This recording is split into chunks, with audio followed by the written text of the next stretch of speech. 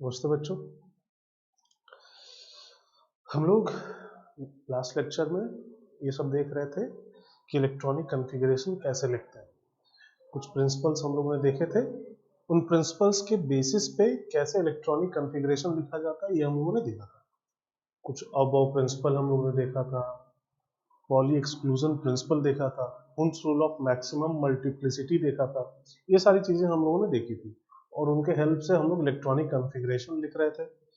ये पता लगा रहे थे कि किसी शेल में कितने इलेक्ट्रॉन हो सकते हैं मैक्सिमम, किसी सब शेल में कितने हो सकते हैं, किसी ऑर्बिटल में कितने हो सकते हैं। फिर इलेक्ट्रॉनिक कॉन्फ़िगरेशन लिख के हुन्स रूल के अकॉर्डिंग हम लोगों ने देखा था कि पेयर्ड इलेक्ट्रॉन है या अनपेयर्ड इलेक्ट्रॉन है। यहां तक हम लोगों ने बात की थी। ये हम लोग अब पता लगा सकते हैं कि किसी सब्सटेंस में इलेक्ट्रॉन सारे पेयर्ड है या अनपेयर्ड इलेक्ट्रॉन भी है।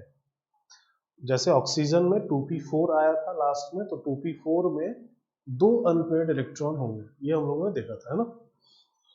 तो एक क्वांटिटी डिफाइन की जाती है। एक क्वांटिटी होती है, टर्म होता है, एक हम लोग बोलते हैं पैरामैग्नेटिक और एक बोला जाता है डायामैग्नेटिक। डायामैग्नेटिक सब्सटेंस ऐसे सब्सटेंस होते हैं जिनमें कोई भी अनपेयर्ड इलेक्ट्रॉन नहीं होता। जिनमें कोई भी अनपेयर्ड इलेक्ट्रॉन नहीं होगा उनको हम लोग बोलेंगे डायामैग्नेटिक, और जिनमें अनपेयर्ड इलेक्ट्रॉन होते हैं उनको हम लोग बोलेंगे पैरामैग्नेटिक। ठीक है। डायमैग्नेटिक का मतलब जिसमें अनपेयर्ड इलेक्ट्रॉन ना हो, पैरामैग्नेटिक का मतलब जिसमें अनपेयर्ड इलेक्ट्रॉन हो। ठीक, इस चीज को वहां पे नोट भी कर लेते हैं। देखिए, diamagnetic substance, diamagnetic substance does not have does not have unpaired electron, does not have unpaired electron।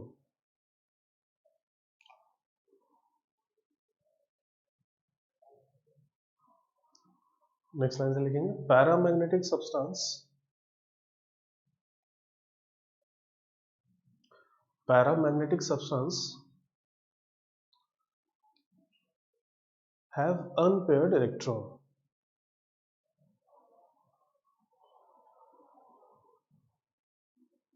Paramagnetic substance have unpaired electron।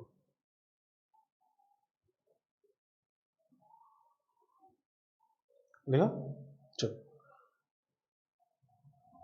तो अब एक क्वांटिटी डिफाइन की जाती है अनपेयर्ड इलेक्ट्रॉन के हेल्प से, जिसको हम लोग बोलते हैं टोटल स्पिन। टोटल स्पिन, इसको हम लोग कैपिटल एस से रिप्रेजेंट करते हैं, और ये क्या होता है, तो half into number of unpaired electron. ठीक है, half into number of unpaired electron. ये सब्सटेंस में कितने अनपेयर्ड इलेक्ट्रॉन है ये हम लोग निकालेंगे और उसका हाफ कर देंगे तो हमें मिलेगा टोटल स्पिन। ठीक है, क्या होता है ये क्वांटिटी, ये सब बहुत जानने की जरूरत नहीं है, बस फॉर्मूले हमें याद रखना है। कभी अगर क्वेश्चन आएगा तो ये नहीं पूछा जाएगा टोटल स्पिन क्या होता है ये समझाइए, ये नहीं पूछा जाएगा। टोटल स्पिन की वैल्यू क्या होती है ये पूछा जाएगा। वैसे क्वेश्चन आते नहीं है, आना भी नहीं चाहिए, बट सिलेबस में है फॉर्मूले ये सब, तो ये हमें फॉर्मूले याद रखने हैं। ठीक है, इसी तरह एक क्वांटिटी होती है स्पिन मल्टीप्लिसिटी। स्पिन मल्टीप्लिसिटी ये क्या होता है, तो 2s प्लस 1, जहां पे s क्या है, तो वही है टोटल स्पिन। ये दोनों क्वांटिटी पूछा जा सकता है, कैलकुलेट करिए। तो कैलकुलेट करने के लिए करना क्या है, अनपेयर्ड इलेक्ट्रॉन निकाल लेना और उसके हेल्प से कैलकुलेट कर लेना। कितने अनपेयर्ड इलेक्ट्रॉन है ये हम लोग देख लेंगे, उससे टोटल स्पिन निकालना तो टोटल स्पिन निकाल लेंगे। स्पिन मल्टीप्लिसिटी निकालना हो तो भी निकाला जा सकता है, हाँ उसके लिए टोटल स्पिन निकालना पड़ेगा पहले। ठीक है, एक क्वांटिटी होती है मैग्नेटिक मोमेंट।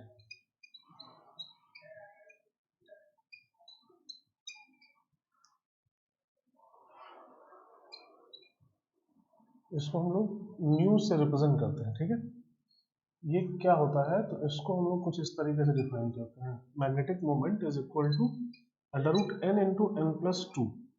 यूनिट होती है इसकी बोर मैग्नेटॉन, BM शॉर्ट में लिखा जाता है बोर मैग्नेटॉन। ठीक है, क्या होता है, कहां से आता है, ये सब नहीं जानना, बस ये जानिए कि मैग्नेटिक मोमेंट या स्पिन ओनली मैग्नेटिक मोमेंट भी बोला जाता है। सिंपली मैग्नेटिक मोमेंट बोल देंगे या स्पिन ओनली मैग्नेटिक मोमेंट, दोनों बोला जाता है, ठीक है। तो उसकी वैल्यू कितनी, तो under root n into n plus two Bohr magneton इसकी यूनिट है, जहां पे एन क्या है, तो एन है number of unpaired electron, number of unpaired electron. तो आपको कोई भी एलिमेंट देके बोला सकता है इसका मैग्नेटिक मोमेंट कैलकुलेट करिए। जैसे ऑक्सीजन का मैग्नेटिक मोमेंट कैलकुलेट करिए, तो ऑक्सीजन में लास्ट में 2p4 आएगा, 1s2 2s2 2p4, 2p4 में दो अनपेयर्ड इलेक्ट्रॉन रहेंगे, दो अनपेयर्ड इलेक्ट्रॉन है तो n की वैल्यू हो जाएगी 2, तो 2 into four under root of 8, ये आ जाएगा ऑक्सीजन का मैग्नेटिक मोमेंट, ठीक है।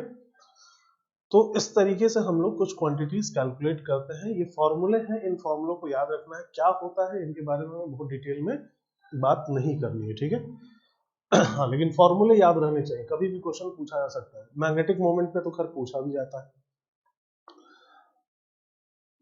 अगर हमें मैग्नेटिक मोमेंट पता है तो हम लोग उल्टा बोल सकते हैं कि हमें क्या पता चल जाएगा, नंबर ऑफ अनपेयर्ड इलेक्ट्रॉन, है ना।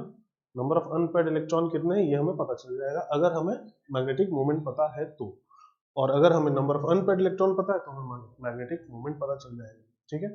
चलिए, तो इन सब चीजों को वहां पे पहले नोट कर लीजिए एक बार, फिर आगे बढ़ते हैं।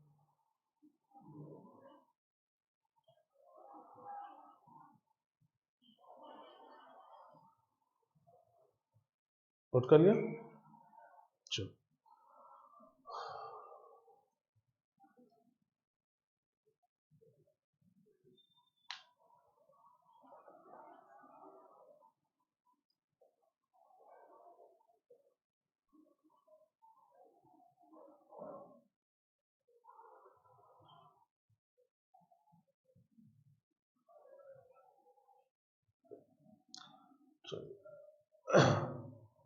एक क्वांटिटी होती है ऑर्बिटल एंगुलर मोमेंटम,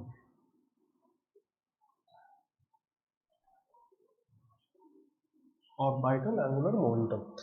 हम लोगों ने एंगुलर मोमेंटम बोर मॉडल में पढ़ा था, है ना। बोर मॉडल में जो एंगुलर मोमेंटम हमने पढ़ा था वो क्या था, तो किसी ऑर्बिट में इलेक्ट्रॉन का एंगुलर मोमेंटम था, ठीक है। ये क्या है, ये किसी ऑर्बिटल में इलेक्ट्रॉन का एंगुलर मोमेंटम कितना होगा वो है। ऑर्बिट का अलग है, ऑर्बिटल का अलग है। ऑर्बिट में कितना होता था, तो NH अपॉन 2 पाई होता था, याद है नहीं, MVR equals to NH upon 2 pi लिखते थे ना हम लोग। तो ऑर्बिट में अगर पूछा जाएगा तो हम लोग वही बताएंगे NH अपॉन 2 पाई, लेकिन अगर ऑर्बिटल में पूछा जाएगा तो ये डिफरेंट क्वांटिटी हो जाती है और इसकी वैल्यू भी कुछ डिफरेंट है। इसकी वैल्यू होती है H upon 2 pi under root L into L plus 1, H upon 2 pi under root L into L plus 1, ठीक है। जैसे बोला गया कि 2s में एक इलेक्ट्रॉन है, एक इलेक्ट्रॉन प्रेजेंट है 2s के ऑर्बिटल में, उसका ऑर्बिटल एंगुलर मोमेंटम बताइए। तो अगर इलेक्ट्रॉन 2s में प्रेजेंट है तो उसके लिए L की वैल्यू क्या होगी, तो उसके लिए L की वैल्यू होगी 0, नहीं s सब शेल के लिए L की वैल्यू क्या होती है 0, तो यहाँ 0 रख देंगे, 0 रख देंगे तो पूरी वैल्यू 0 हो जाएगी। या बोला गया कोई इलेक्ट्रॉन 4d सबशेल में है, 4d सबशेल के किसी ऑर्बिटल में है, उसका ऑर्बिटल एंगुलर मोमेंटम कैलकुलेट करिए। तो 4d के लिए L की वैल्यू कितनी है, तो 2 है, d के लिए L की वैल्यू 2 होती है चाहे किसी भी ऑर्बिटल में हो। L की वैल्यू 2 है, यहाँ रख देंगे, यहाँ रख के कैलकुलेट कर लेंगे। समझ में आ रही बात।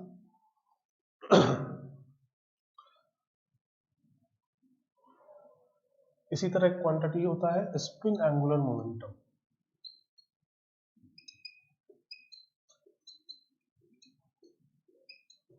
और इसकी वैल्यू होती है H upon 2 pi under root S into s plus 1, H upon 2 pi under root S into s plus 1, जहाँ पे S वही है उसका स्पिन क्वांटम नंबर। हाँ, माइनस हाफ नहीं रखेंगे यहाँ पे, प्लस हाफ रखेंगे, प्लस माइनस उसका डायरेक्शन बस चेंज होगा, मैग्नीट्यूड हमें निकालना होता है, ठीक है। मैग्नीट्यूड हमें कैलकुलेट करना होता है, तो यहाँ S की वैल्यू हम प्लस हाफ रख के कैलकुलेशन करेंगे। तो ये दोनों क्वांटिटी भी वहां पे नोट कर लीजिए।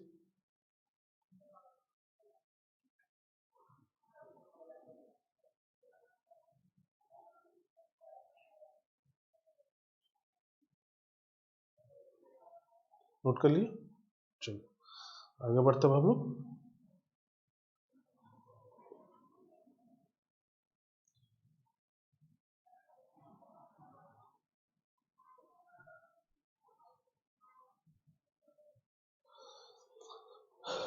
कुछ क्वेश्चंस बनाए जाते हैं इलेक्ट्रॉनिक कॉन्फ़िगरेशन पे बेस्ड, डिफरेंट तरीके के क्वेश्चंस पुट अप किए जाते हैं। देखते हैं हम लोग कैसे कैसे क्वेश्चंस दिए जाते हैं।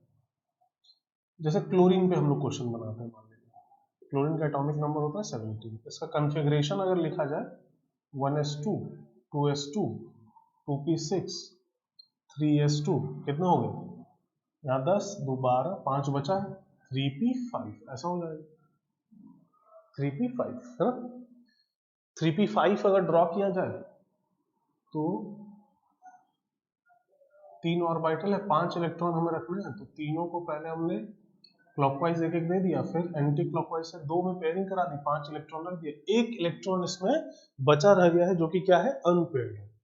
तो ये क्या कहलाएगा, पैरामैग्नेटिक कहलाएगा या डायमैग्नेटिक कहलाएगा, तो ये पैरामैग्नेटिक कहलाएगा, क्लोरीन पैरामैग्नेटिक है। ठीक है, इसके लिए मैग्नेटिक मोमेंट आपको बोला गया कैलकुलेट करिए, इसका मैग्नेटिक मोमेंट, तो √n × n+2 वाला फॉर्मूला लगा देंगे हम। ठीक है, बोला गया इसके लास्ट इलेक्ट्रॉन के लिए क्वांटम नंबर्स बताइए, n, l, m और s, इनकी वैल्यू क्या होगी इसके लास्ट इलेक्ट्रॉन के लिए, ये बताइए फॉर लास्ट इलेक्ट्रॉन। ठीक है, लास्ट इलेक्ट्रॉन के लिए n, l, m और s की वैल्यू क्या होगी ये बताना है। ठीक है, n क्या होगा, तो n की वैल्यू 3 के बराबर, ये लास्ट इलेक्ट्रॉन कहाँ गया था, 3p में गया है ना, यहाँ तक तो हम लोग भरते हुए आ रहे थे, अब लास्ट इलेक्ट्रॉन हमने कहाँ रखा है 3p में रखा है, तो n की वैल्यू क्या होगी 3 होगी, l की वैल्यू इसके लिए क्या होगी तो 1 होगी। अब m की वैल्यू क्या होगी, m की वैल्यू, अच्छा m की वैल्यू डिपेंड करेगा कि हम लोग किसको क्या वैल्यू दे रहे हैं, हो सकता है हम लोग उसको -1 दे, इसको +1 दे और इसको 0 दे दें, या हो सकता है इसको +1 दे, इसको 0 दे, इसको -1 दे दें, या हो सकता है इसको +1 दे, इसको -1 दे, इसको 0 दे दें, कुछ भी हम लोग कर सकते हैं ना, नहीं हम लोग किसी को भी कोई भी वैल्यू असाइन कर सकते हैं। तो ये जो लास्ट इलेक्ट्रॉन है ये वाला, ये इसके लिए m की तीनों वैल्यू पॉसिबल हो सकती है ना, +1 0 या -1 कुछ भी पॉसिबल हो सकता है, नहीं m की तीनों वैल्यू पॉसिबल है, -1 0 या +1। ठीक है, मतलब कई पॉसिबिलिटीज बन जाएंगी है ना। और स्पिन क्वांटम नंबर की वैल्यू, तो स्पिन क्वांटम नंबर हमें ये अभी दिख रहा है एंटी क्लॉकवाइज, तो हम लोग इसके लिए -1 लिख सकते हैं, बट हमने क्या किया था पहले क्लॉकवाइज तीनों को रखा था, फिर एंटी क्लॉकवाइज से हमने पेयरिंग कराई थी, बट हम चाहे तो उल्टा भी तो कर सकते हैं, हम लोग पहले सबको एंटी क्लॉकवाइज रख दें और फिर क्लॉकवाइज से पेयरिंग कराते, तो लास्ट वाला इलेक्ट्रॉन तो क्लॉकवाइज हो जाता नहीं, बात समझ में आ रही है ना। हमने क्या किया, पहले क्लॉकवाइज तीनों रखा, उसके बाद एंटी क्लॉकवाइज से पेयरिंग कराई, तो हमें लग रहा है कि लास्ट वाला इलेक्ट्रॉन एंटी क्लॉकवाइज है, बट अगर हम उल्टा करते, पहले एंटी क्लॉकवाइज तीनों रख देते और फिर क्लॉकवाइज से पेयरिंग कराते, तो लास्ट वाला इलेक्ट्रॉन तो हमारे लिए क्लॉकवाइज हो जाता ना फिर, तो s की वैल्यू दोनों पॉसिबल है यहाँ पे, +12 और -12। नहीं समझ में आ रही बात, नहीं तो अगर सेट ऑफ क्वांटम नंबर्स बताने हैं तो हमारे पास बहुत सारी पॉसिबिलिटी हो जाएगी, n की वैल्यू 3 फिक्स होगी, l की वैल्यू 1 फिक्स होगी, बट m की वैल्यू -1, उसके साथ s की वैल्यू -12, m की वैल्यू -1 उसके साथ s की वैल्यू +12, दो सेट ये हो गया। तीसरा सेट क्या होगा, m की वैल्यू 0 s की वैल्यू -8, चौथा सेट होगा m की वैल्यू 0 s की वैल्यू +8, पांचवा सेट होगा m की वैल्यू +1 और s की वैल्यू -8, और सिक्स सेट क्या हो जाएगा तो m की वैल्यू +1 और s की value +8। 6 different possible set of quantum numbers हैं यहाँ पे, है ना, समझ में आ रही है बातें। तो इस तरीके से क्वेश्चंस फ्रेम किए जाते हैं कि लास्ट इलेक्ट्रॉन के लिए इनमें से कौन सा पॉसिबल है, तो आप देखिए इनमें से जो भी कोई भी possible set of quantum numbers जो हम लोगों ने अभी बात की, उनमें से कोई आ रहा है या नहीं आ रहा है, या ऐसा क्वेश्चन बनाया जाएगा, how many electrons in chlorine have n+l = 3, कितने ऐसे इलेक्ट्रॉन हैं क्लोरीन में जिनके लिए n+l की वैल्यू 3 है, ऐसा क्वेश्चन पूछा गया है ना। तो n+l की वैल्यू 3 ये कैसे पॉसिबल है, तो ये पॉसिबल कैसे कैसे है, तो n की वैल्यू 3 हो जाए और l की वैल्यू 0 हो जाए तो ये 3 हो जाए, नहीं ऐसा हो सकता है ना। या दूसरा n की वैल्यू 2 हो जाए और l की वैल्यू 1 हो जाए तो भी ये 3 हो जाएगा। या तीसरा n की वैल्यू 1 हो जाए और l की वैल्यू 2 हो जाए तो भी ये 3 होगा। बट ये कंडीशन पॉसिबल नहीं है। नहीं, अगर n 1 है तो l तो n से भी छोटा होता है ना। l की मैक्सिमम पॉसिबल वैल्यू क्या होती है? n-1 के बराबर। तो l की वैल्यू 1, अगर n की वैल्यू 1 है तो l की वैल्यू 1 से ज्यादा तो हो नहीं सकती, तो ये पॉसिबल नहीं। अच्छा, ऐसा भी पॉसिबल नहीं कि n की वैल्यू 4 हो जाए और l की वैल्यू -1 हो जाए, क्योंकि l स्टार्ट ही कहां से होता है? तो 0 से होता है। तो ये भी पॉसिबल नहीं। पॉसिबल क्या है? ये दोनों, n की वैल्यू 3 और l की वैल्यू 0, या फिर n की वैल्यू 2 और l की वैल्यू 1। n की वैल्यू 3 और l की वैल्यू 0, तो ये कौन सा सबसेल हुआ? ये 3s सबसेल हो गया, नहीं हो गया? थर्ड सेल का कौन सा सबसेल हो गया? s subshell. और n की वैल्यू 2 और l की वैल्यू 1, तो ये कौन सा सबसेल हो गया? तो 2p सबसेल हो गया। क्लियर हो रही है बात? तो कितने ऐसे इलेक्ट्रॉन हैं जिनके लिए n+n 3 है? तो हमें ये देखना होगा कितने ऐसे इलेक्ट्रॉन है जो 3s में है और कितने ऐसे इलेक्ट्रॉन है जो 2p में। उन दोनों को ऐड कर देना होगा। तो देखिए कितने इलेक्ट्रॉन 3s में है? तो 2 इलेक्ट्रॉन 3s में। और कितने 2p में है? तो 6 इलेक्ट्रॉन 2p में। तो कितने हो गए टोटल? टोटल कितने हो गए? तो 8 हो गए। नहीं समझ में आया? नहीं, इस तरीके के क्वेश्चन बनाया जाता है। या बोला गया how many electron in chlorine have L plus M equal to 0. How many electron in chlorine have L plus M equal to 0? कितने ऐसे इलेक्ट्रॉन हैं जिनके लिए L plus M की वैल्यू 0 होगी? अब L plus M हमें 0 चाहिए, तो अब इसके लिए देख लेते हैं क्या क्या पॉसिबिलिटीज हो सकती है। इसके लिए क्या होगा कि L की वैल्यू 0 हो जाए और M की वैल्यू भी 0 हो जाए, तो ये 0 हो ही जाएगा। पहला पॉसिबिलिटी तो सिंपल सा दिख रहा है। अच्छा, L निगेटिव में तो जा नहीं सकता, L पॉजिटिव ही होगा या 0 होगा, तो 0 वाला हमने ले लिया है। अब पॉजिटिव में चले जाते हैं। L की वैल्यू 1 हो जाए और M की वैल्यू -1 हो जाए तो भी ये 0 हो जाएगा। नहीं, ऐसा भी तो हो सकता है ना। या L की वैल्यू 2 हो जाए और ये -2 हो जाए तो भी ये 0 हो जाएगा। और ये तो हो ही सकता है ना, अगर L 1 है तो M -1 से +1 तक तो हो ही सकता है, या L अगर 2 है तो M -2 से +2 तक तो हो ही सकता है। तो ये पॉसिबिलिटी होगा, ये पॉसिबिलिटी होगा, ये पॉसिबिलिटी, इस तरीके से हम लोग जा सकते हैं। बट बात एक चीज देखिए आप ध्यान से, L की वैल्यू 0 का मतलब S सबसेल, L की वैल्यू 1 का मतलब P सबसेल, और L की वैल्यू 2 का मतलब कौन सा सबसेल हुआ? D subshell. क्या हम लोग कॉन्फ़िगरेशन जब लिख रहे थे तो क्या D सबसेल तक पहुंचे थे हम लोग? D सबसेल तक तो पहुंचे नहीं थे हम लोग, D सबसेल आया ही नहीं। तो इस पे जाने का कोई फायदा है हमें? L की वैल्यू 2 अगर ले रहे हैं तो हम लोग किसकी बात कर रहे हैं? डी सबसेल की बात कर रहे हैं, और डी सबसेल में हम लोग पहुंचे नहीं, तो ये तो हो ही नहीं सकता यहाँ क्लोरीन में, है ना। हाँ, ये पी सबसेल में पहुंचे, एस में तो है ही। और इसके आगे एफ और जी, उसमें तो जाने का और मतलब नहीं है। तो जब डी में नहीं पहुंचे तो एफ और जी में तो पहुंचेंगे ही। समझ में आ रही है ना बात? तो हमें अब दो पॉसिबिलिटी पे बात करनी है। कौन कौन सी पॉसिबिलिटी? एल की वैल्यू 0 और एम की वैल्यू 0, एक पहली है पॉसिबिलिटी। दूसरी पॉसिबिलिटी एल की वैल्यू 1 और एम की वैल्यू -1। चलिए, एल की वैल्यू अगर 0 है तो एम तो 0 ही होगा। नहीं, m -l से +l तक, तो अगर l 0 है तो m तो 0 ही होगा। नहीं, तो अगर s सबशेल में कोई इलेक्ट्रॉन है यहाँ पे, तो इसका मतलब है कि उसके लिए l 0 है और उसके लिए m भी 0 है, तो वो हमारे इस क्राइटेरिया को सेटिस्फाई कर रहा है। तो देखिए कितने ऐसे इलेक्ट्रॉन हैं, कितने ऐसे इलेक्ट्रॉन है? 1s में 2 इलेक्ट्रॉन है, 2s में 2 इलेक्ट्रॉन है, 3s में 2 इलेक्ट्रॉन है। टोटल s से कितने इलेक्ट्रॉन आ गए? s से टोटल कितने इलेक्ट्रॉन आ गए? तो 6 इलेक्ट्रॉन आ गए। 1s से 2, 2s से 2 और 3s से 2। ठीक है, अब इसकी बात करते हैं। l इक्वल टू 1 मतलब p सबसेल, और उसमें m हमें चाहिए -1। तो p सबसेल, जैसे 2p की बात करते हैं, 2p 6 भरा हुआ है, 2p क्या है? भरा हुआ है, उसमें 6 इलेक्ट्रॉन है, तो ऐसा होगा। ये 2p है मान लेते हैं, ठीक है ना। ये है 2p। अब इसमें 6 इलेक्ट्रॉन है, हमें क्या चाहिए, इन सब 6 इलेक्ट्रॉन के लिए L तो 1 है बट हमें M क्या चाहिए, -1 चाहिए। अब ये 3 ऑर्बिटल है, इनमें से किसी एक के लिए ही M की वैल्यू -1 होगी, बाकी दोनों के लिए, एक के लिए +1 होगी और एक के लिए 0 होगी। तो कोई दो ही इलेक्ट्रॉन ऐसे होंगे जिनके लिए M -1 होगा, या तो ये दो होंगे या फिर ये दो होंगे या फिर ये दो होंगे। कौन से दो हमें नहीं पता, लेकिन दो ही होंगे, है ना।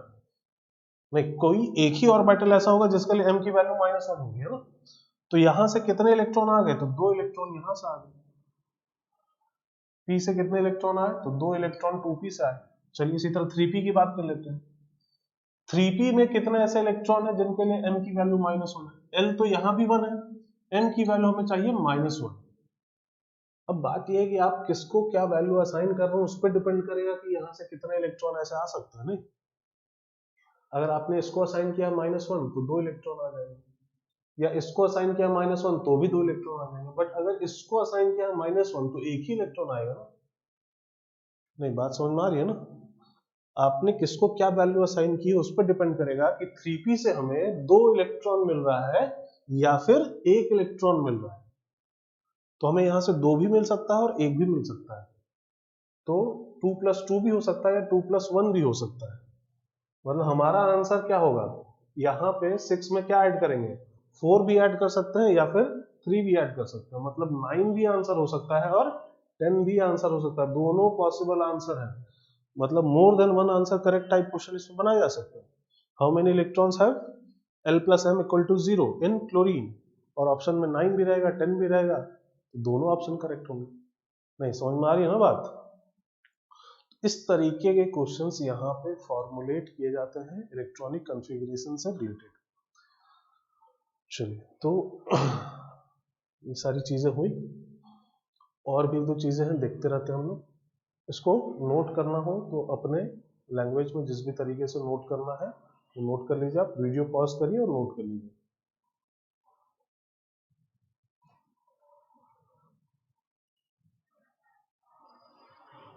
नोट कर लिए।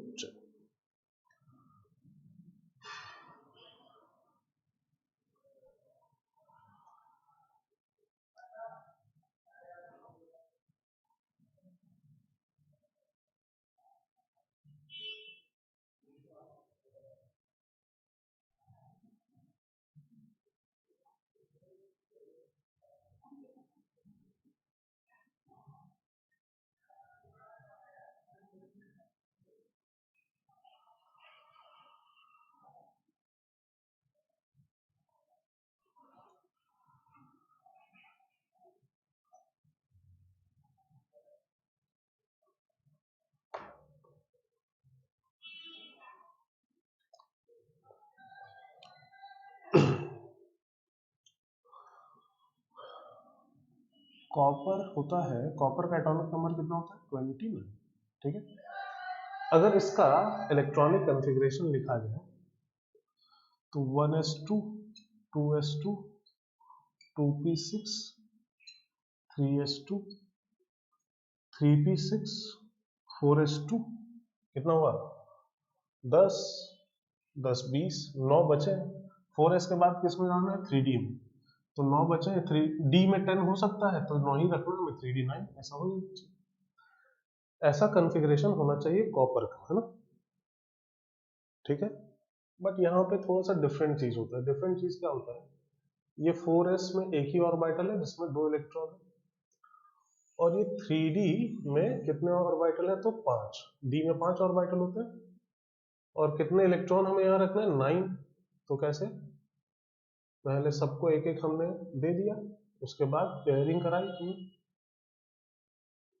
ऐसा कुछ है ना। ऐसा होना चाहिए कॉपर का इलेक्ट्रॉनिक कॉन्फ़िगरेशन, ऐसा कुछ हमें 4s2 और 3d9 दिखना चाहिए। बट होता क्या है, ऐसा देखा गया है कि अगर कोई सबशेल कंप्लीटली फिल हो जाता है तो उसकी स्टेबिलिटी बढ़ जाती है। पेयरिंग हो जाने की वजह से स्टेबिलिटी बढ़ जाती है। अगर कोई सबशेल कंप्लीटली फिल्ड है या कंप्लीटली हाफ फिल्ड है, जैसे अगर यहाँ पे एक इलेक्ट्रॉन दे दे तो ये वाला सबशेल क्या हो जाएगा, कंप्लीटली फिल्ड। कंप्लीटली फिल्ड हो जाने की वजह से इसकी स्टेबिलिटी बढ़ जाएगी अगर इसको एक इलेक्ट्रॉन हम लोग दे दें तो, बट अभी है नहीं इसके पास, अभी तो ये क्या है 3d9 है। तो ये क्या करता है, अपनी स्टेबिलिटी को बढ़ाना चाहता है। उसके लिए क्या होता है कि ये जो 4s में 2 इलेक्ट्रॉन है ना, इससे एक इलेक्ट्रॉन को निकाल के यहां ले जाता है। 4s से एक इलेक्ट्रॉन कम होके यहां पे पहुंच जाता है और ऐसा हो जाता है इसका कॉन्फ़िगरेशन। इसका कॉन्फ़िगरेशन जो हम लोगों ने ये लिखा है ऐसा ना होके इसका कॉन्फ़िगरेशन हो जाता है 1s2 2s2 2p6 3s2 3p6 4s1 3d10। 4s2 3d9 होना चाहिए था बट ऐसा नहीं हुआ। क्यों नहीं हुआ? क्योंकि completely filled subshell extra stable होते हैं, ज्यादा स्टेबल होते हैं, तो एक इलेक्ट्रॉन अपने s से लेके d में वो पहुंचा देते हैं। ठीक है, ऐसी ही चीज क्रोमियम के साथ होती है। क्रोमियम का एटॉमिक नंबर है 24। इसका कॉन्फ़िगरेशन क्या होना चाहिए? 1s2 2s2 2p6 3s2 3p6 4s2 3d4 ऐसा होना चाहिए। 4s2 3d4 ऐसा होना चाहिए, बट फिर वही बात आ जाती है कि 4s में 2 इलेक्ट्रॉन ऐसा कुछ और 3d में 4 इलेक्ट्रॉन। 3d में कितने इलेक्ट्रॉन? तो 4 इलेक्ट्रॉन। अब यहां पे भी वही चीज आती है कि अगर एक इलेक्ट्रॉन यहां से निकल के यहां पहुंच गया तो ये वाला सबशेल क्या हो गया? Completely half filled. Completely half filled, completely half filled का मतलब क्या? हर एक ऑर्बिटल के पास एक एक इलेक्ट्रॉन। बात समझ में आ रही है? तो इससे भी इसकी स्टेबिलिटी बढ़ जाती है। इस वजह से इसका कॉन्फ़िगरेशन 4s2 3d4 ना होके 4s1 3d5 होता है। 4s1 3d5। ठीक है, तो ये सब कुछ ध्यान रखने वाली चीजें हैं। ऐसा नहीं कि कॉन्फ़िगरेशन हमें 29 मिला तो हम जल्दी जल्दी में 4s2 3d9 लिख के छोड़ दें, ऐसा नहीं। या इसका 24 मिला तो 4s2 3d4 लिख के छोड़ दें, ऐसा नहीं। थोड़ा ध्यान रखिएगा इसमें। जब भी कभी कंप्लीटली हाफ फिल्ड या कंप्लीटली फिल्ड का केस आएगा तो हम लोग s से s सबशेल d के पहले जो s सबशेल होगा उससे एक इलेक्ट्रॉन निकाल के d में ले जाएंगे, क्योंकि उससे उसकी स्टेबिलिटी बढ़ जाती है। ठीक है, लिखते हैं वहां पे, इस चीज को लिखिए, extra stability of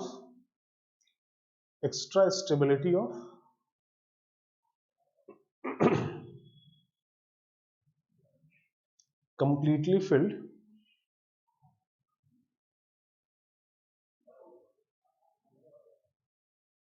and completely half-filled substance. Extra stability of completely filled and completely half-filled substance.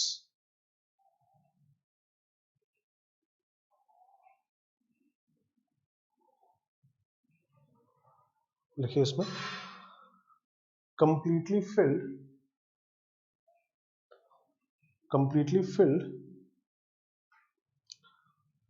and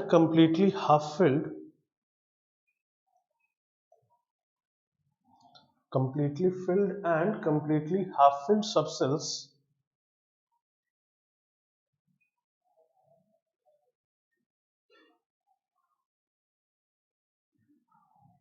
are found to be extra stable.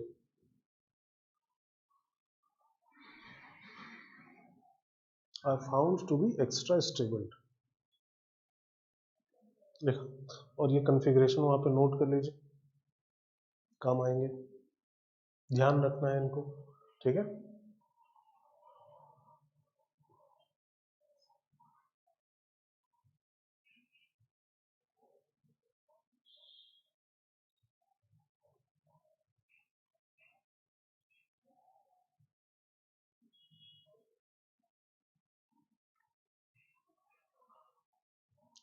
हो गया? नोट कर लिया? चलो, देखिए होता क्या है, बहुत सारी क्यूरियोसिटी आती होगी आपके मन में, ऐसा क्यों, ऐसा क्यों है? रीजन है सबका, ऐसा नहीं कि रीजन नहीं है, बट हमें उसको जानने की जरूरत नहीं। बहुत सारी चीजें हैं, हम लोग जो जानते हैं वो बहुत कम है, मतलब हम लोग को जो पढ़ना है वो बहुत कम है। जानते तो लोग बहुत सारी चीजें हैं, बहुत सारी बुक्स में बहुत सारी चीजें लिखी हुई है, नॉलेज तो बहुत सारी है, बट हमें किसकी जरूरत है, बात उसकी आती है ना। ऐसा नहीं कि जितनी अलग अलग केमिस्ट्री की बुक्स में नॉलेज भरी हुई है सब हमारे काम की, नहीं ऐसा नहीं। हमें क्या चाहिए, एग्जाम पॉइंट ऑफ व्यू से क्या चाहिए। हम लोग यहाँ पे ऐसा नहीं है कि मतलब केमिस्ट्री में रिसर्च करना है, नहीं ऐसा नहीं है। इस चीज को पॉइंट ऑफ व्यू में रख के मत चलिएगा कि हम लोग केमिस्ट्री में रिसर्च करना है, नहीं। रिसर्च करना है तो कॉलेज में जाइए, कॉलेज के बाद कॉलेज में पढ़ते टाइम या उसके बाद पीएचडी करते टाइम जो भी आपको करना है रिसर्च, जितना करना है करिए। बट अभी नहीं, अभी हमारा काम रिसर्च करना नहीं है। अभी हमारा काम क्या है, कुछ चीजें ऐसी ऐसी होती आई हैं, ऐसे ऐसे पढ़ाते आया गया है, उसको वैसे ही समझ लेना है। किसी के पीछे का रीजन अगर मुझे इंपॉर्टेंट लगेगा कि हाँ इसके पीछे का रीजन आपको पता होना चाहिए तो मैं बताऊंगा। अगर लगेगा कि नहीं इसको इसके पीछे के रीजन की कोई जरूरत ही नहीं है आपको, तो उसको जानने की कोई जरूरत नहीं। नहीं तो ऐसे तो बहुत हम लोग वास्ट, मतलब ये नॉलेज का समुद्र कहा जा सकता है। नहीं, नॉलेज का समुद्र है, उसमें आप कितना ही पानी निकाल सकते हैं। बहुत आप मतलब क्या लेके चले जाएंगे कि इतना बहुत ज्यादा पानी निकालना, नहीं हो सकता, पॉसिबल नहीं है ना। तो हमें ओशन में नहीं कूदना है, हमें ये नहीं करना है कि जितनी भी नॉलेज है केमिस्ट्री से रिलेटेड ये सब वो सब वो हम लोग को नहीं देखना है ना। हम लोग को हमारे काम की चीजें पढ़नी है जो हमारे मतलब की हैं, जिन पे क्वेश्चन आते हैं एग्जाम में, जेईई मेंस में जिनमें क्वेश्चन आते हैं, एडवांस में जिसमें क्वेश्चन आते हैं, इन सब चीजों पे हमें बात करनी है। हमें ये नहीं देखना है कि ऐसा क्यों हो गया, सब तो बताया ही नहीं, अब उसी में उलझे रहेंगे। अगर जरूरत होती इस चीज की कि क्यों ऐसा होता है, मैं बस पर्टिकुलरली इसकी बात नहीं कर रहा हूँ, किसी भी जगह अगर उसकी जरूरत होती तो आपको जरूर बताया जाता। अगर नहीं बताया गया है तो उसके पीछे रीजन ये है कि आपको उसको जानने की जरूरत नहीं है। क्योंकि ऐसा तो है नहीं कि ना कि उसके बारे में कहीं कुछ लिखा नहीं हुआ क्यों ऐसा होता है, लिखा ही होगा कहीं ना कहीं, कुछ ना कुछ तो टेक्स्ट होगा ही उसके बारे में, किसी ना किसी बुक में तो होगा ही। लेकिन क्या वो हमारे काम का है? देखो अभी स्टार्टिंग है ना, तो अभी लगता है कि बहुत कम है, बहुत आसान है, और स्टार्टिंग के चैप्टर्स भी ऐसे बहुत आसान आसान टाइप के।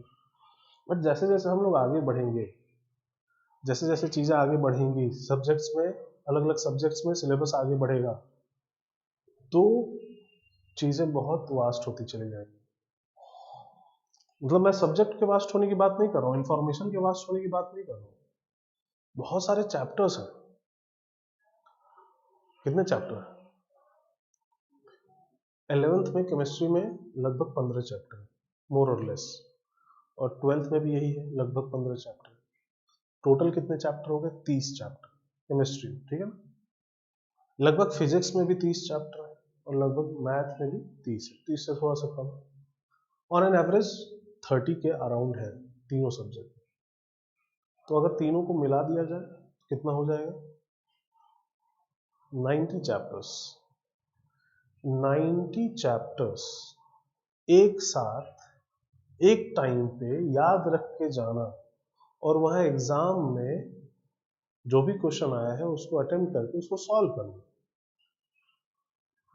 90 चैप्टर्स के फॉर्मूले, उनके कंसेप्ट्स, उनके क्वेश्चंस को सॉल्व करने का तरीका, बहुत बड़ी बात है ये अपने आप में। नहीं, आईटी जेई में ऐसा नहीं कि बहुत टफ क्वेश्चन आ जाता है, ऐसा नहीं है। बहुत टफ क्वेश्चंस नहीं आते हैं, क्वेश्चंस एवरेज एवरेज या उससे अब बहुत बहुत ज्यादा टफ क्वेश्चंस नहीं मिलते हैं। उन क्वेश्चंस को सॉल्व आप कैसे कर रहे हैं, कितने कम टाइम में कर रहे हैं, क्योंकि कंपटीशन बहुत ज्यादा है। आप पता चला क्वेश्चन को बहुत अच्छे से सॉल्व करने के चक्कर में लास्ट में 10 क्वेश्चन छोड़ दिए, तो आप तो पीछे ही रह जाएंगे ना। क्योंकि 10 क्वेश्चन जो अटेम्प्ट किया है उनमें से 2-4 तो सॉल्व किया ही होगा, तो आपसे आगे निकल जाएगा। यहाँ पे क्वेश्चन को सॉल्व करने का तरीका हमें पता होना चाहिए ना। ये नहीं कि क्यों ऐसा हो रहा है, क्यों वैसा हो रहा है। अगर उसकी जरूरत होगी तो इस बात का भरोसा रखिए कि आपको बताया जाएगा। उसके पीछे बहुत ज्यादा परेशान होने की जरूरत नहीं होती है। केमिस्ट्री थोड़ा सा डिफरेंट है as compare to physics and maths. Physics and maths में लॉजिकल चीजें बहुत ज्यादा होती हैं, लॉजिकल यहाँ पे भी होता है, बट यहाँ पे लॉजिक ही बहुत सारे हैं, तो हर लॉजिक का पता होना हमें जरूरी नहीं है।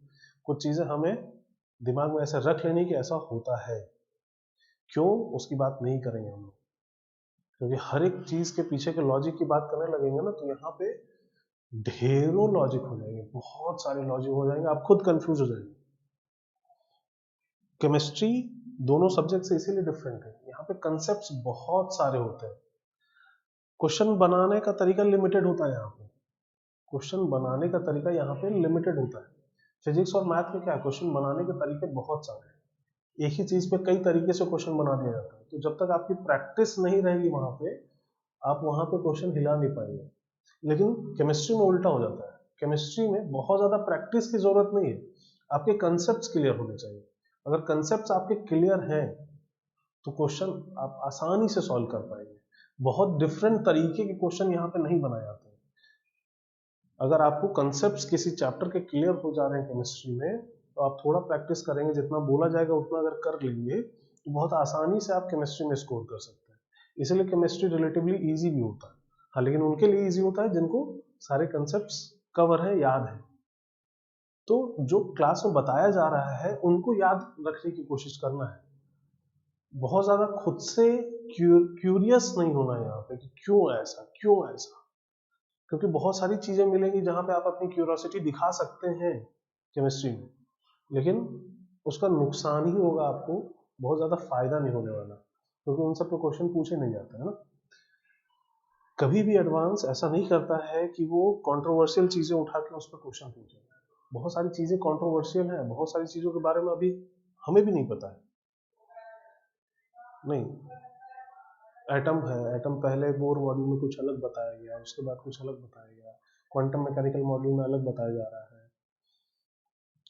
अभी और रिसर्च चल रहा है, प्रोटॉन किससे बना, इलेक्ट्रॉन किससे बना, न्यूट्रॉन किससे बना है, हेड्रॉन कोलाइडर के पे रिसर्च चल रहा है। तो बहुत सारी चीजें अभी भी एटम के बारे में हमें नहीं पता।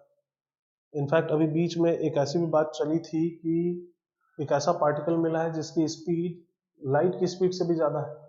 वो थ्योरी हालांकि अभी तक प्रूव नहीं हो पाई है, बट ऐसा बोला जा रहा है कि ऐसा भी पार्टिकल मिला है। तो अभी भी हमारे मतलब ऐसा नहीं है कि हम लोग को सब कुछ पता है, अभी भी बहुत सारी चीजें नहीं पता है। खैर, हमें उस पर जाना भी नहीं है, हमें बोला गया आपको इतना पढ़ना है, सिलेबस डिफाइन कर दिया गया हमारा, तो हम लोग को उतने में ही सीमित रहना है, हम लोग को बहुत ज्यादा इधर उधर नहीं करना है ना। हाँ, जितना पढ़ना है उसको अच्छे से पढ़ना है, उनके कंसेप्ट क्लियर होने चाहिए, उन पे क्वेश्चंस की प्रैक्टिस जरूर होनी चाहिए। अगर ये नहीं करेंगे तो फिर दिक्कत आएगा, आगे चल के दिक्कत होगा। और ध्यान रखिए, प्रैक्टिस साथ साथ होती रहनी चाहिए, है ना। ऐसा नहीं कि आज पढ़े ये चीज और उस पर प्रैक्टिस 4 दिन बाद 5 दिन बाद कर रहे हैं, ऐसा नहीं, साथ साथ होती रहनी चाहिए। और तीनों सब्जेक्ट का इक्वल वेटेज लेके चलना है, ऐसा नहीं कि कोई एक सब्जेक्ट हम लोग ज्यादा पढ़ रहे हैं, कोई एक सब्जेक्ट हम लोग कम पढ़ रहे हैं, ऐसा नहीं होना चाहिए। तीनों सब्जेक्ट को इक्वली वेटेज देना है, नहीं तो दिक्कत होगी, है ना। कोई दो सब्जेक्ट के भरोसे नहीं होता है कुछ, तीनों सब्जेक्ट को इक्वली इंपॉर्टेंस देना है, ठीक है। चाहे आपका मन लगे या ना लगे, देना पड़ेगा, नहीं देंगे तो दिक्कत होगा, है ना। चलिए खैर, हम लोग एक्स्ट्रा स्टेबिलिटी की बात कर रहे थे कि कंप्लीटली फिल्ड और कंप्लीटली हाफ फिल्ड सब्सटेंस जो होते हैं वो एक्स्ट्रा स्टेबल पाए जाते हैं, ठीक है। ये सारी चीजें हम लोग बात कर रहे थे, और ये कॉन्फ़िगरेशन आपको लिखने बोला था, ये आप लोगों ने लिख लिया होगा। चलिए,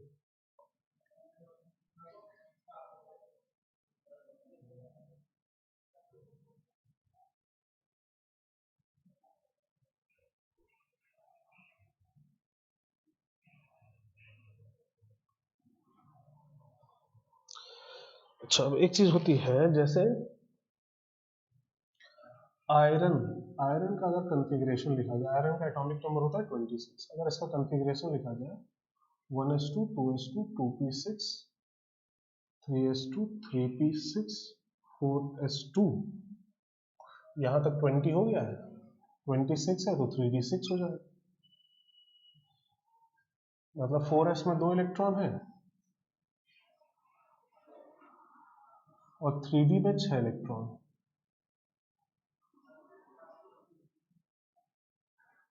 3d में कितने इलेक्ट्रॉन, तो 6। तो 1 2 3 4 5 और ये 6, ठीक है। ऐसा कुछ होगा आयरन का कॉन्फ़िगरेशन। बोला जाता है कि आयरन +2 का कॉन्फ़िगरेशन लिखिए। इसका कॉन्फ़िगरेशन लिखना है हमें आयरन +2 का। आयरन +2 का मतलब आयरन से हमने क्या किया, 2 इलेक्ट्रॉन निकाल दिए। आयरन से हमने 2 इलेक्ट्रॉन निकाल दिए। तो आयरन से 2 इलेक्ट्रॉन निकालना है तो हम लोग क्या निकालें, किसको निकालें? तो क्या हम लोग इससे निकालेंगे 3D से? नहीं, हमें अगर इलेक्ट्रॉन निकालना है तो हम लोग क्या ध्यान रखेंगे, कहां से निकालेंगे? तो आउटर मोस्ट शेल से। किससे निकाला जाएगा? आउटर मोस्ट शेल से। इसमें किस आउटर मोस्ट शेल कौन सा है, क्या आइडेंटिफाई कर सकते हैं आप? नहीं। आउटर मोस्ट शेल कौन सा होगा? फोर्थ शेल होगा। नहीं, ये जो 4s है किस शेल का पार्ट है? फोर्थ शेल का। ये किस शेल का पार्ट है? थर्ड शेल का। तो आउटर मोस्ट कौन सा हुआ, थर्ड या fourth? Fourth shell outermost हुआ। तो किससे निकालेंगे पहले हम लोग? तो आउटर मोस्ट शेल से। यहां से इलेक्ट्रॉन निकालेंगे। कितने इलेक्ट्रॉन निकालने हैं हमें? 2। तो इसको निकाल दिया जाएगा, इन दोनों को हम लोग निकाल देंगे। मतलब इसका कॉन्फ़िगरेशन अगर लिखना है तो क्या लिखा जाएगा? 1s2 2s2 2p6 3s2 3p6 4s0 3d6, ये कॉन्फ़िगरेशन होगा आयरन +2 का। फिर बोला जाता है कि आयरन +3 का कॉन्फ़िगरेशन लिखिए। आयरन +3 का मतलब क्या? आयरन से कितने इलेक्ट्रॉन हमने निकाले? आयरन से कितने इलेक्ट्रॉन निकाले गए? 3 इलेक्ट्रॉन निकालना है। तो 3 इलेक्ट्रॉन निकालने के लिए पहला तो हमने ये देखा कि आउटर मोस्ट से निकालना है, तो 4s से हमने निकाला। लेकिन 4s में तो कितने इलेक्ट्रॉन है? 2, तो 2 ही निकले। अभी एक और हमें निकालना है। अब एक और कहां से निकलेगा? तो अब आउटर मोस्ट शेल कौन सा हो गया? तो थर्ड शेल हो गया। तो थर्ड के s से निकलेगा, p से निकलेगा, d से निकलेगा, किससे निकलेगा? तो अब उसमें जो हायर एनर्जी वाला होगा, कौन हायर एनर्जी वाला है? तो d है। तो d से निकलेगा। अच्छा, d में दो तरह के इलेक्ट्रॉन दिख रहे हैं, एक तो ये पेयर्ड वाला दिख रहा है और ये 4 अनपेयर्ड वाले दिख रहे हैं। तो किसको निकालें, पेयर्ड वाले को निकालें या अनपेयर्ड वाले को निकालें? तो पेयर्ड वाले को हम लोग पहले निकालेंगे, उसके बाद फिर अनपेयर्ड पे जाएंगे, ठीक है। पहले किसको निकालेंगे? पेयर्ड वाले को। तो एक ये जो पेयर्ड वाला इलेक्ट्रॉन था इसको हमने निकाल दिया। तो बचा क्या यहाँ पे? 4s में तो 0 बचा और 3d में कितने बचे? 5। मतलब आयरन +3 का अगर कॉन्फ़िगरेशन हमें बताना है तो आयरन +3 का कॉन्फ़िगरेशन क्या हो जाएगा? 1s2 2s2 2p6 3s2 3p6 4s0 3d5 4s0 3d5, ये कॉन्फ़िगरेशन होगा आयरन +3 का, ठीक है। अब यहाँ पे आपको एक क्वेश्चन बना के दे दिया गया। बोला गया मैग्नेटिक मोमेंट का ऑर्डर बताइए आयरन +2 और आयरन +3 में मैग्नेटिक मोमेंट का ऑर्डर बताइए, किसका ज्यादा किसका कम। मैग्नेटिक मोमेंट याद है ना? मैग्नेटिक मोमेंट क्या था? किसके बराबर था? √n × n+2, जहां पे n क्या था? n हम लोग किसको बोल रहे थे? तो n बोल रहे थे हम लोग नंबर ऑफ अनपेयर्ड इलेक्ट्रॉन को। तो जिसका अनपेयर्ड इलेक्ट्रॉन ज्यादा होगा उसका मैग्नेटिक मोमेंट भी ज्यादा होगा। नहीं, n की वैल्यू जितनी ज्यादा होगी उसके लिए न्यू की वैल्यू भी ज्यादा होगी। किसका अनपेयर्ड इलेक्ट्रॉन ज्यादा है? अनपेयर्ड इलेक्ट्रॉन देखा जाए, आयरन में 3d6 है तो कितने अनपेयर्ड इलेक्ट्रॉन होंगे? 3d6।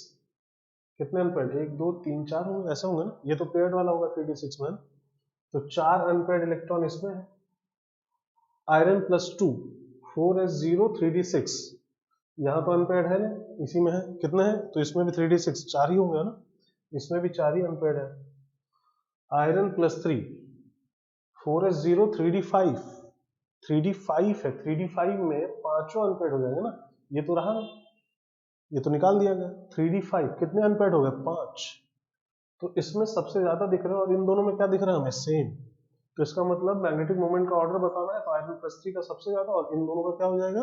सेम हो जाएगा। नहीं, आयरन और आयरन +2 का मैग्नेटिक मोमेंट सेम हो जाएगा और आयरन +3 का सबसे ज्यादा होगा, ठीक है। इसको नोट करिए वहां पे।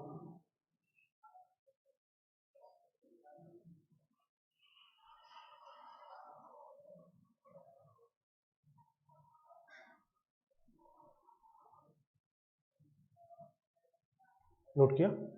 चलो, एक क्वेश्चन करता हूँ।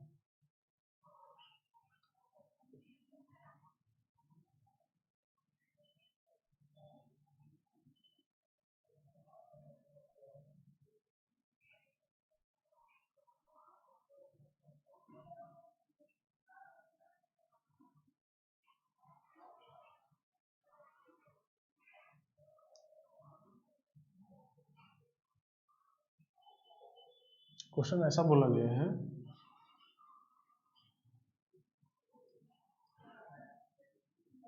Magnetic moment of vanadium in one of its compounds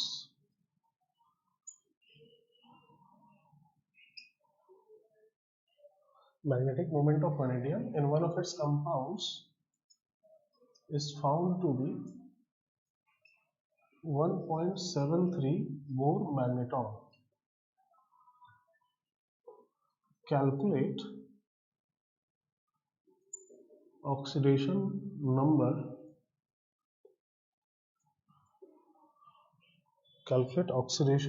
of vanadium in this compound.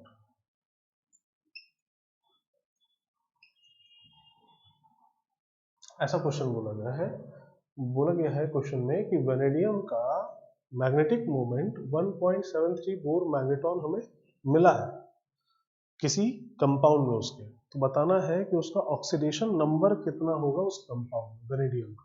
ठीक है, इसको ट्राई करिए, कैलकुलेट करने की कोशिश करिए कितना होगा।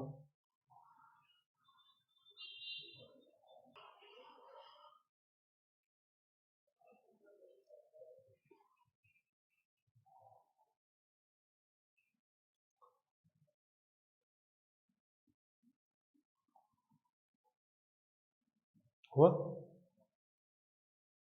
सॉल्व कर लिए? वीडियो पॉज करके सॉल्व किया है ना? नहीं किया है तो अभी भी करके सॉल्व करिए, खुद से पहले दिमाग लगाइए। चलिए, तो हम लोग अब इस पर बात करते हैं कि इसको कैसे सॉल्व करें।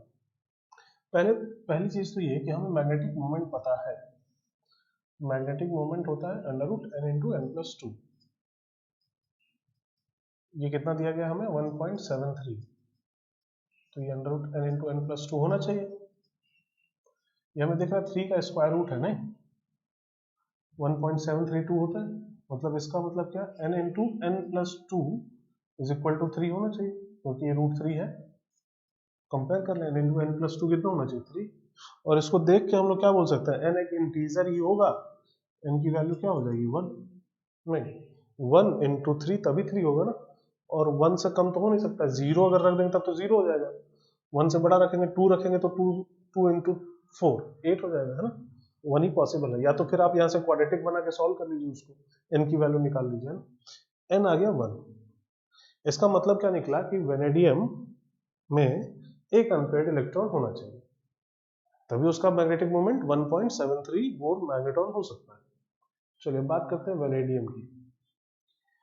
वेनेडियम अगर जीरो ऑक्सीडेशन स्टेट में हो, इसका एटॉमिक नंबर होता है 23। 23 इसका एटॉमिक नंबर है, 23 इलेक्ट्रॉन है। इसका कॉन्फ़िगरेशन अगर लिखा जाए 1s2 2s2 2p6 3s2 3p6 4s2, कितना हुआ यहाँ तक? 10 और 10 20, 3 बचे हैं अभी हमारे पास, है ना। तो 3 बचेंगे तो 3D में जाएंगे, 3d3 ऐसा होगा। तो इसका मतलब 4s में कितने इलेक्ट्रॉन है? 2 इलेक्ट्रॉन है।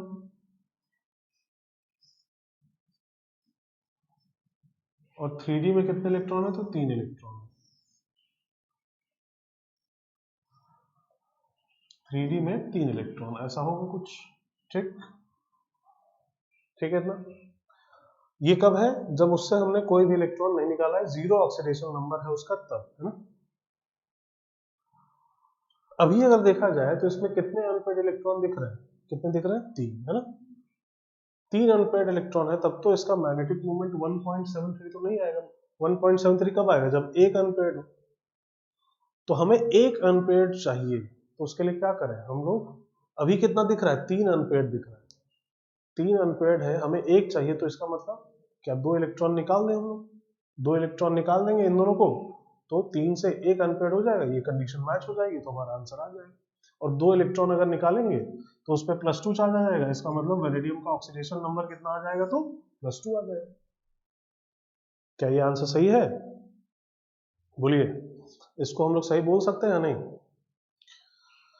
तो बात ये है कि इसको सही हम लोग नहीं बोलेंगे, वेनेडियम +2 में नहीं है यहाँ पे। हमें कितना अनपेयर्ड इलेक्ट्रॉन चाहिए? 1। तो जब निकालने जाएंगे हम लोग तो क्या हम लोग डायरेक्टली इसको निकाल सकते हैं क्या?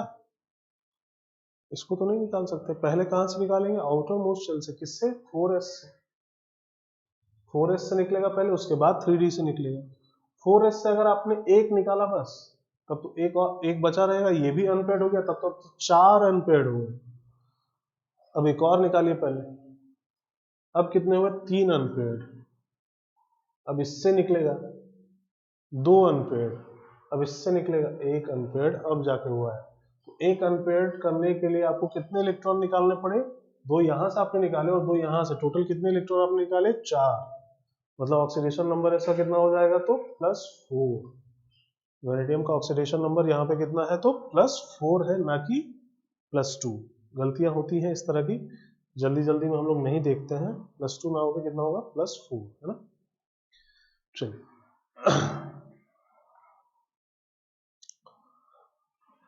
बताओ, क्रोमियम +3 में कितने अनपेयर्ड होंगे? क्रोमियम +3 में कितने अनपेयर्ड इलेक्ट्रॉन है बताइए? Chromium +3 number of unpaired electron कितने हैं?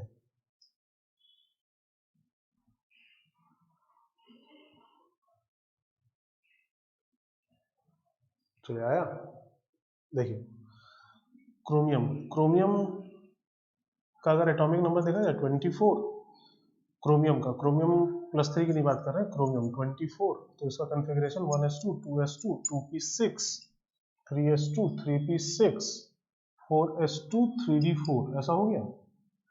अब इलेक्ट्रॉन निकालना हमें किस में जाना है? क्रोमियम +3 में 3 इलेक्ट्रॉन निकालना है हमें। 4s में 2 है, 3d में 4 है, ठीक है। हमें कितने इलेक्ट्रॉन निकालने हैं? 3। क्रोमियम +3 बनाना है, तो 2 यहां से निकलेगा और 1 यहां से निकलेगा। कितने अनपेयर्ड बचे? 3। क्या ये आंसर सही है? बात ये है कि बात यहाँ पे ये है कि हमने ये जो कॉन्फ़िगरेशन लिखा है यही गड़बड़ लिख दिया है ना। क्या बताए थे यहाँ पे? कंप्लीटली हाफ फिल्ड होता है ये कॉन्फ़िगरेशन क्या होता है? 4s1 3d5, 4s में 1 इलेक्ट्रॉन और 3d में 5 इलेक्ट्रॉन।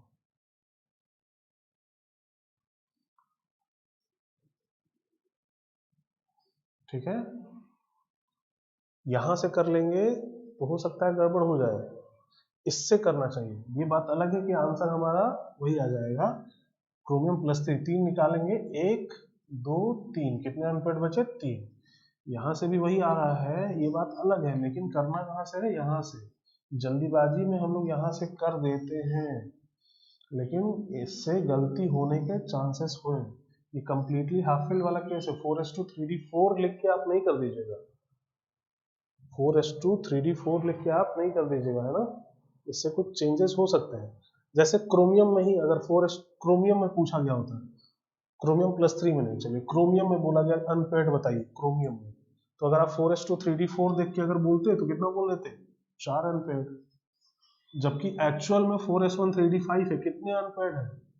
6 अनपेयर्ड है ना। समझ में आ रही है ना बात? कितने अनपेयर्ड है? 6 अनपेयर्ड। तो ध्यान रखना है, इन सब चीजों का ध्यान रखना है ना। कई सारी चीजें मिक्स हो जाएंगी तब क्वेश्चन हो सकता है डिफिकल्ट हो जाए। कई सारी चीजों को ध्यान में रख के क्वेश्चन सॉल्व करना है, तो अपना कंसंट्रेशन बनाए रखिए, हर एक चीज को ध्यान रखने की कोशिश करिए, जितने छोटे छोटे कंसेप्ट बताए जा रहे हैं उन सब पे। चलिए, तो इलेक्ट्रॉनिक कॉन्फ़िगरेशन पे बेस्ड जो असाइनमेंट है अब उसको हम लोग सॉल्व कर सकते हैं, अब उसको आप लोग सॉल्व करें, और इसके आगे अब हम लोग नेक्स्ट लेक्चर में देखेंगे। नेक्स्ट लेक्चर में अब कुछ चीजें हम लोग श्रोडिंगर वेव इक्वेशन में पहले जो बात कर रहे थे वापस से श्रोडिंगर वेव इक्वेशन की बात करेंगे, और ऑर्बिटल्स के बारे में हमें देखना है कि उनका शेप कैसा होता है, क्या होता है, कहाँ इलेक्ट्रॉन होता है, कहाँ नहीं होता है, क्या चीज़ें होती हैं, ये हम लोग अब नेक्स्ट क्लास में बात करेंगे। ठीक है, okay then, bye bye, thank you.